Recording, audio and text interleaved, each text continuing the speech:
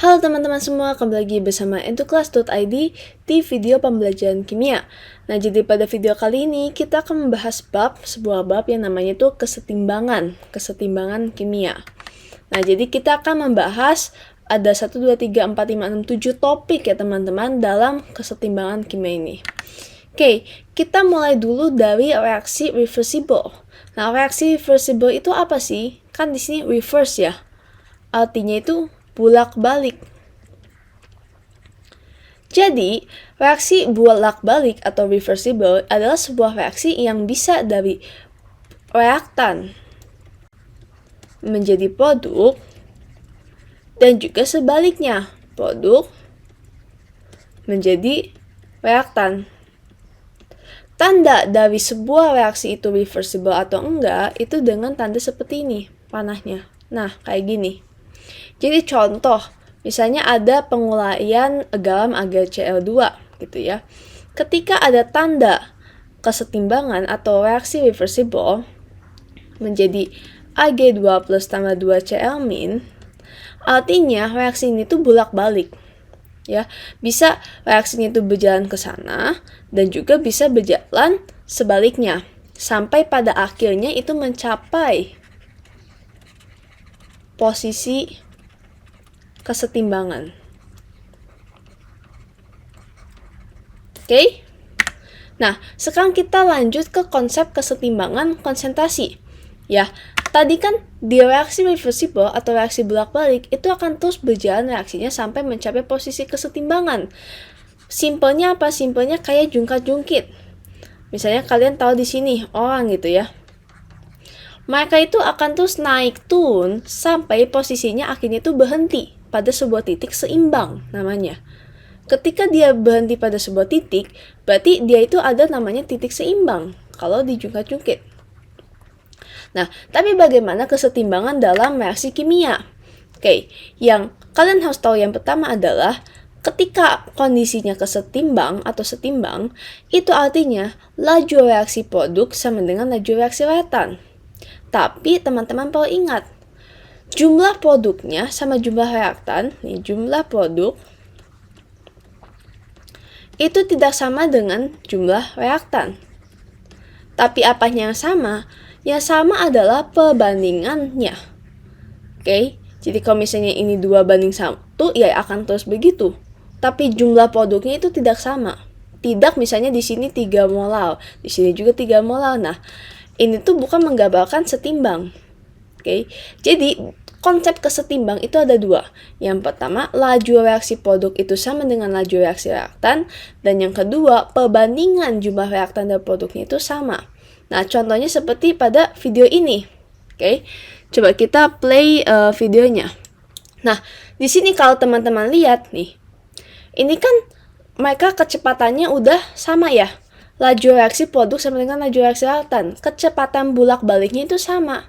Tapi lihat, kesetimbang itu bukan berarti jumlah produknya sama. Lihat aja di sini yang satu lebih besar, di sini lebih kecil. Tapi perbandingannya akan selalu sama. Lihat. Nih, di sini ambil, di situ ambil. Perbandingannya akan selalu segini nih. Tuh. Bukan berarti kalau misalnya udah setimbang, oh jumlahnya itu sama nih, kan Lego ya ini. Jumlah Legonya itu bukan berarti sama. Tapi perbandingannya akan selalu sama. Gitu teman-teman untuk konsep kesetimbangan itu sendiri. Oke? Nah, sekarang kita lanjut, apa sih faktor-faktor yang mempengaruhi kesetimbangan? Yang pertama itu ada perubahannya konsentrasi. Jika salah satu konsentrasi zat tipe besar, maka reaksi akan bergeser dari arah zat tersebut sebaliknya. Bergeser dari arah zat tersebut. Sebaliknya, jika salah satu konsentrasi zat tipe kecil, maka reaksi akan bergeser ke arah zat tersebut. Nah, kita coba contoh pakai AgCl2 aja ya. Nih, menjadi Ag2 plus tambah 2Cl min. Kalau misalnya konsentrasi Ag2 plusnya kita tambah, ya, kan jadi banyak ya. Artinya reaksinya harus bergeser ke arah yang lebih sedikit. Ini produk, ini reaktan. Kalau misalnya sebelah produknya kita tambahkan terus, artinya nggak seimbang ya. Seimbangnya gimana? Caranya kita harus geser dia reaksinya kita harus balik dia menjadi ke kiri biar setimbang lagi. Gampangnya kayak jungkat-jungkit. Nih. Kalau misalnya kita awalnya tadi setimbang gini ya, terus di sini di reaksi produknya nih, produk ini reaktan. Kita tiba-tiba tambahkan balok sebesar ini, oke? Nggak jungkit itu kan bakal gini ya, tuh, landai ya ke bawah. Karena dia kebelatan. Nah, gimana sih biar si jungkat-jungkit ini setimbang lagi? Kayak awal lagi, ya artinya balok ini kita harus geser ke kiri kan? Sama aja kayak gini, kalau misalnya ini terlalu banyak, artinya untuk menjadi setimbang lagi, kita harus geser ke arah kiri. Oke, yang kedua itu ada faktor karena perubahan suhu. Jika suhu dinaikkan, maka reaksi bergeser ke arah endotherm. Sebaliknya jika suhu diturunkan, maka reaksi akan bergeser ke arah exotherm. Contoh simpelnya coba saya pakai pembentukan air. Ini setimbang ya kayak gini ya lambangnya. Misalnya ini adalah exotherm, min gitu ya, exotherm. Jadi dari reaktan ke produk ini exotherm. Nah, ketika suhunya dinaikkan, berarti kayak suhu airnya gitu ya misalnya. Kan kalau exotherm itu melepas kalor ya. Exotherm itu kan melepas kalor sehingga wadahnya itu bisa panas gitu ya. Kalau misalnya suhu dinaikkan, artinya kan dia melepas kalor terus ya. Wadahnya itu jadi panas, wadahnya panas gitu ya. Suhu dinaikkan. Nah, gimana sih dia harus menjadi setimbang lagi? Dia harus turunkan dong suhunya. Caranya gimana? Dengan reaksi endotherm. Diturunkan dengan reaksi endotherm. Supaya apa? Supaya reaksinya bergeser lagi. Jadi kalau misalnya di sini endotherm, sebaliknya berarti endotherm ya. Ketika dipanaskan, artinya reaksinya harus bergeser ke arah endotherm. Kenapa? Supaya suhunya turun lagi nih, nggak jadi panas lagi gitu. Jadi suhunya bisa kembali ke awal. Suhunya bisa kembali ke awal dengan cara apa? Dengan cara reaksi endotherm. Panas di luarnya itu diserap lagi biar udara sekitarnya itu dingin. Oke, sekarang untuk yang perubahan tekanan gimana? Jika tekanan diperbesar, berarti volume diperkecil, maka reaksi bergeser ke arah jumlah mol gas yang lebih kecil. Sebaliknya, jika tekanan diperkecil, artinya volumenya diperbesar, maka reaksi bergerak ke arah jumlah mol gas yang lebih besar.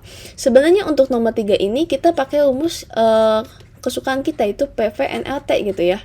Nah, jadi kan kalau ini dipindah ruas, jadi P sama dengan N per V kali LT. Lihat nih, jika tekanannya diperbesar, maka reaksinya bergeser ke arah jumlah mol gas yang lebih kecil. Sekarang kita lihat, P dengan N itu berbanding lurus ya. Ya. N di sini itu menggambarkan koefisiennya. Jadi kalau misalnya ceritanya ada CaOH2 gitu ya. Menjadi Ca2 plus tambah 2OH-. Nah, N ini tuh menggambarkan koefisiennya. Misalnya di produk berarti kan koefisien totalnya ada 1 tambah 2, 3. Kalau di sini cuma 1 doang gitu ya teman-teman. Untuk pengertian dari koefisiennya. Nah, di sini kan P sama koefisiennya atau N itu kan berbanding lurus. Artinya kalau misalnya P-nya naik, kita naikin terus, N-nya kan naik ya. Berbanding lurus. Nah, gimana sih biar N-nya ini nggak naik? Gimana sih biar kita jadi setimbang lagi? Jadi keadaan awal lagi. Artinya N-nya harus diturunkan kan? Makanya bergeser ke koefisien yang lebih kecil. Gitu teman-teman. Sama juga ya, sama kalau misalnya turunin si tekanannya, artinya kan N-nya juga turun. Gimana biar kita kembali ke awal lagi? Kita harus naikkan, berarti bergeser ke koefisien yang lebih besar. Kalau volume sebenarnya nggak usah dihafalin ya, tinggal kebalikannya. Cuman kalau misalnya kalian lupa ya tinggal lihat dari rumus PVNRT ini. Terus pola pikir kalian jangan lupa. Nih, P sama N, berbanding lurus. bukan berarti bergeser ke arah, kalau misalnya naik, bergeser ke arah lebih besar. Salah. Kita harus balikan lagi pikiran kita ke awal. Gimana ketika dia sudah naik, kita pindahkan lagi ke awal. Berarti harus diturunkan dong. Nah, jadi itulah konsep kesetimbangan. Intinya gimana sih kita buat reaksi itu setimbang lagi, imbang lagi gitu. Dan yang terakhir ada peranan katalis. Katalis itu tidak mampu menggeser kesetimbangan. Tapi katalis itu berfungsi untuk mempercepat tercapainya kesetimbangan. Jadi katalis itu nggak bisa sebenarnya mengubah reaksi ini jadi setimbang, enggak. Tapi dia tuh bisa mempercepat ketika 3 faktor lainnya sudah dilakukan. Peran katalis itu apa? Untuk mempercepat aja supaya tercapai kesetimbangan yang lebih cepat. Oke, sekarang kita masuk ke persamaan kesetimbangan. Nah, rumusnya itu ada ini nih, untuk kesetimbangan konsentrasi. Kc sama dengan lambang kesetimbangan itu K ya. Karena ini konsentrasi, makanya C, concentration. Nih, kesetimbangan sama dengan, Kc sama dengan, nih, molaritas dari produk dipangkatkan koefisiennya. Jadi kalau misalnya molaritas C, berarti pangkatkan koefisien C-nya ya, itu Z. Per dibagi molaritas reaktan dipangkatkan koefisiennya. Dan zat yang dimasukkan ke persamaan hanya gas dan aquos saja. Kenapa? Karena, lihat nih, kalau misalnya gas, kan kita pakainya molaritas ya. Nah, gas dan aquos itu punya namanya volume kan. Nah, sehingga itu bisa dianggap keperhitungannya. Bedakan dengan solid dan liquid. Solid ya udah, solid nempel aja nih semua. Ya udah, liquid juga sama, partikelnya nempel aja, tidak ada sebuah ruangan gitu. Kalau gas kan ada ruangannya ya, baru ada partikel-partikelnya. Kalau aquos juga sama, air kan ruangannya, baru ada partikel-partikel di dalamnya gitu. Nah, jadi bisa dihitung. Karena kalau misalnya solid liquid kita masukkan, sebenarnya nggak begitu pengaruh besar. Karena ya nggak ada volumenya gitu, teman-teman. Nah, berikutnya ada yang namanya kesetimbangan gas. Kesetimbangan gas. Di sini kan kesetimbangan konsentrasi. Ternyata dalam kesetimbangan juga kita bisa menentukan lewat kesetimbangan gas, bukan konsentrasinya.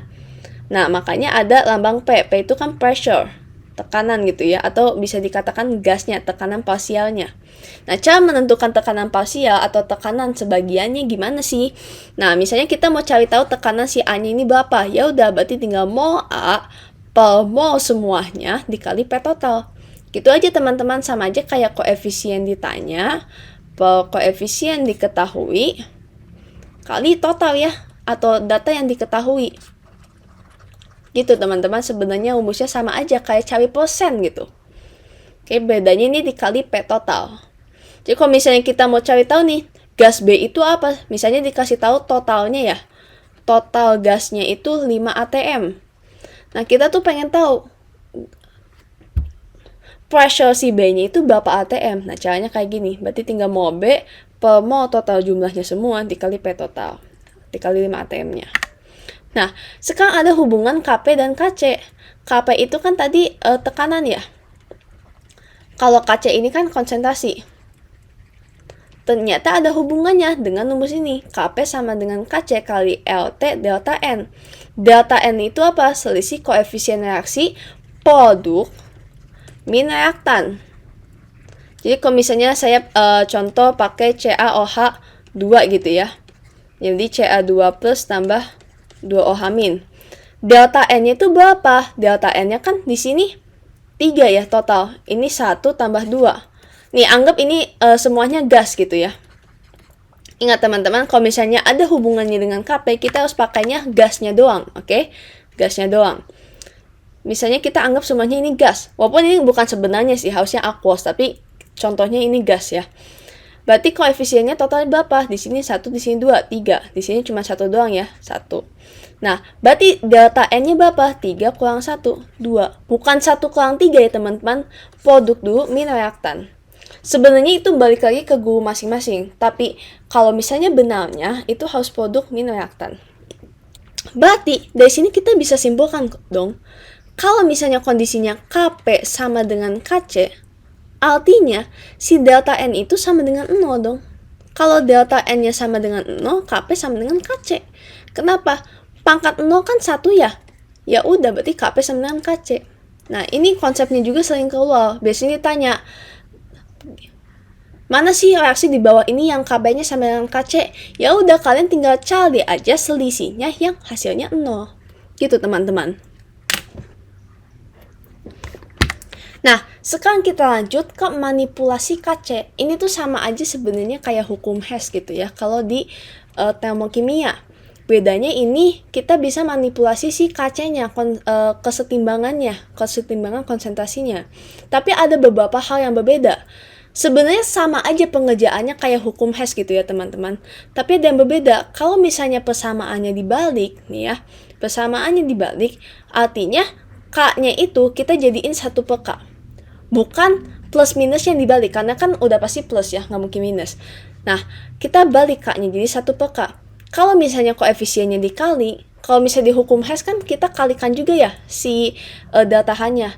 Kalau di kesetimbangan, kita pangkatkan K-nya. Jadi kalau misalnya dikali 2, kita pangkatkan nih, K-nya jadi K pangkat 2. Kalau dibagi ya udah, berarti tinggal diakalin aja K pangkat 2 gitu ya, atau di K kali pangkat setengah. Kan K pangkat setengah itu sama aja kayak akal pangkat 2 K gitu ya. Oke, kita langsung masuk aja ke contoh soal. Di sini ada soal nih. Oke, di nitrogen pentaoksida menjadi nitrat tambah oksigen ya. Reaksi kesetimbangan akan bergeser ke kiri apabila, oke, di sini ada delta H-nya ya. Delta H-nya itu berarti eksoterm ya, soalnya negatif. Nah, dia tuh minta bergeser ke kiri, ke situ. Artinya apa? Pertama, kita coba tinjau dari suhunya dulu nih, suhu. Dia akan bergeser ke kiri kalau misalnya suhunya diapakan. Nih, awalnya kan ke kanannya itu eksoterm ya. Ke kanannya itu eksoterm. Tapi kita harus buat dia ke kiri. Artinya suhunya harus dinaikkan dong. Supaya dia didinginkan lagi dengan arah endotherm. Dia bisa didinginkan lagi dengan cara endotherm. Makanya kita harus naikkan suhunya supaya dia bisa bergeser ke kiri, ke arah endotherm. Yang kedua, tekanan. Oke. Kalau tekanan diperbesar, berarti harus bergeser ke koefisien yang lebih kecil. Oke, di sini kan 2. Di sini 5 ya. 4 tambah 1, 5. Di sini koefisiennya cuma 2 ya. Oke. Artinya, supaya dia bisa bergeser ke kiri, dia harus bergeser ke koefisien yang lebih kecil dong. Artinya tekanannya harus diperbesar. Oke, volumenya harus apa artinya? Volumenya harus diperkecil. Gitu. Dan sebenarnya kalau misalnya ada konsentrasinya, berarti konsentrasi produk itu harus ditambah ya, teman-teman. Entah O2-nya atau NO2-nya, pokoknya harus ditambah supaya dia bergeser ke kiri. Oke. Nah, sekarang kita lanjut ke soal 2. Nah, soal 2 ini baru hubungannya sama yang manipulasi Kc. Oke. Kita itu pengen tahu hasil akhirnya segini. N2O tambah setengah O2 menjadi 2NO gitu ya. Ya udah, kita diketahui datanya 2 ini. Berarti kita tinggal modifikasi ini supaya hasilnya seperti yang ketiga. Caranya sebenarnya sama aja sama hukum Hess, teman-teman. Nih, kita lihat dulu nih yang atas nih. Oke, di sini kita butuhnya NO kan, karena hasil akhirnya ada NO. Oke, NO-nya di kanan. Oke. Nah, karena NO-nya di sini koefisiennya udah sama-sama 2 dan udah di kanan, ya udah kita tinggal tulis aja, nggak jadi masalah dong. Karena NO-nya di sini ya tidak berpengaruh apa-apa. Oke, jadi K1-nya sama dengan 4,1 kali 10 pangkat min 31 gitu ya. Nah, lalu kita lihat yang kedua nih. Oh, N2O menjadi N2 plus setengah O2. Oke, kita butuh di kirinya N2O. Oke, ya udah. Karena berhubung sama ya koefisiennya, udah kita tinggal tulis ulang aja. N2 tambah setengah O2 ya. K2-nya menjadi 4,2 dikali 10 pangkat 17. Oke, kita tinggal coret ya N2-nya karena koefisiennya sama. Dan kita coret O2-nya di sini jadi setengah ya. Jadi N2O tambah setengah O2. Oke, udah sama ya. sama hasil akhirnya.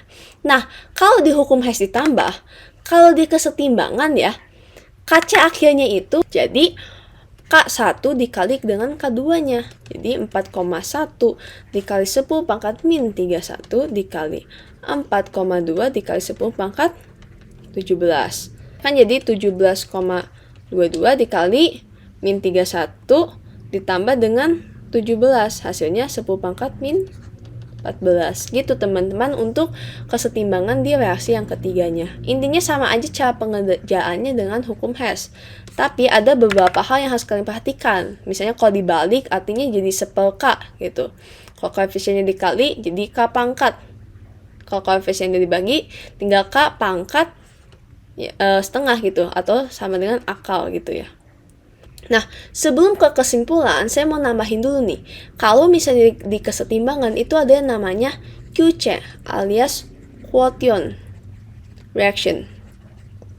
Nah, QC itu apa? QC itu adalah KC pada keadaan belum setimbang gitu.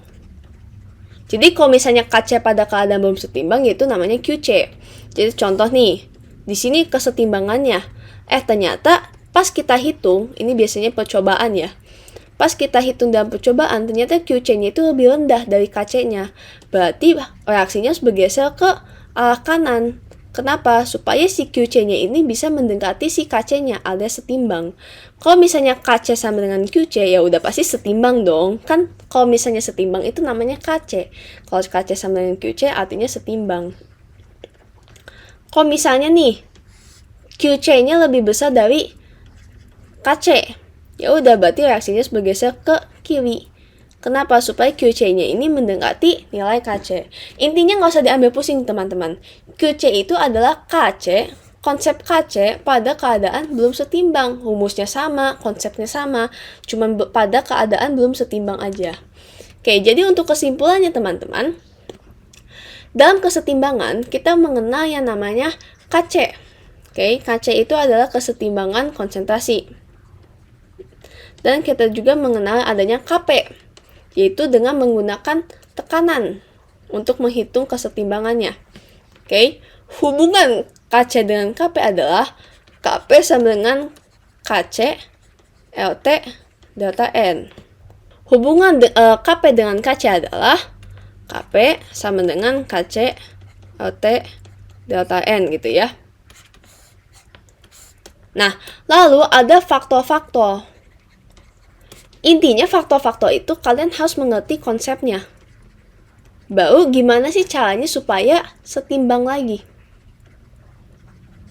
Nah, dan yang terakhir itu ada manipulasi KC gitu ya. Cara kerjanya sama aja kayak hukum Hess, kayak di termokimia. Bedanya ada beberapa hal yang kalian harus perhatikan. Kalau misalnya dibalik, reaksinya ya dari kanan jadi ke kiri, kiri jadi ke kanan, artinya K-nya itu dibalik juga jadi 1/K. Bukan positif negatifnya yang diubah. Dan kalau dikali, berarti kita pangkatkan K pangkat berapa koefisien dikalinya. Kalau dibagi ya udah kita juga tinggal pangkatkan berapa yang dibaginya. Alias, kalau bagi kan artinya akal juga ya, gitu. Gitu teman-teman untuk video kesetimbangan. Semoga bermanfaat untuk kalian semua. Terima kasih dan sampai jumpa di video berikutnya.